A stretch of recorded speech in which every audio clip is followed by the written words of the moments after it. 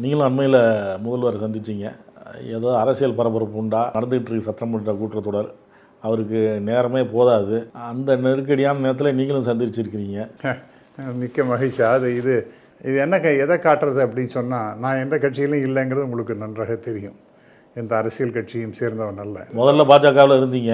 அது ஆமாம், ஜனசங் பாஜக அப்படின்ட்டு ரொம்ப காலமாக நான் இருந்தவன் தான், அதெல்லாம் இல்லைன்னு சொல்லலை. அதற்கு பிறகு வெளியில் வந்த பிறகு எந்த கட்சியிலையும் எனக்கு சேருவதற்கு விருப்பம் இல்லை.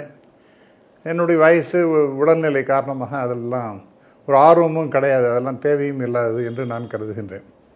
ஆனால் நம்முடைய முதல்வர் அவர்களுக்கு என் மீது இருக்கக்கூடிய அன்புங்கிறது அபரிமிதமானது சார்.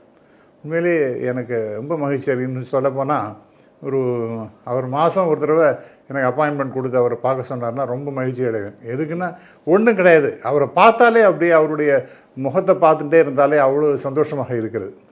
அவரை வான்னு கூப்பிடுறது, மகிழ்ச்சியாக கை குலுக்கி நலம் விசாரிப்பு, எடுத்தோடனே நல்லா இருக்கீங்களான்னு கேட்குறது, இதெல்லாம் அவர்கிட்டயே நான் ஒரு மாதமும் ஒரு தடவை போய் நான் அவரை பார்த்து அப்சல்யூட்லி நோ அஜெண்டா அது மாதிரி செஞ்சார்னா எனக்கு ஐ திங்க் எனக்கு ஒரு புத்துணர்ச்சி கிடைக்கும் என்று கருதுகிறேன். இதையும் உங்கள் தொலைக்காட்சி மூலமாக அவருக்கு ஒரு வேண்டுகோளாக, விண்ணப்பமாக நான் வைக்கின்றேன். ஆனால் எப்போல்லாம் எனக்கு பார்க்கணும் அப்படிங்கிற மாதிரி ஒரு தோணித்துன்னா எனக்கு நிச்சயமாக அப்பாயின்மெண்ட் உடனே கிடைக்கிறதுங்கிறது நான் என்னால் எப்படின்னு சொல்கிறேன்னு தெரியும். மிக்க நன்றி, மகிழ்ச்சி.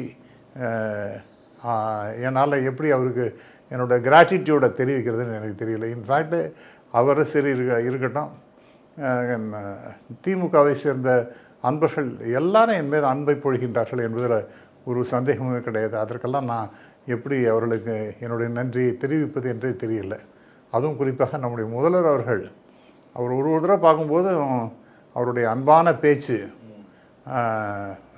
அற்புதமான வரவேற்பு, இதெல்லாம் நான் ஒரு முறையும் நெகிழ்ந்து போகின்றேன் என்பது தான் உண்மை.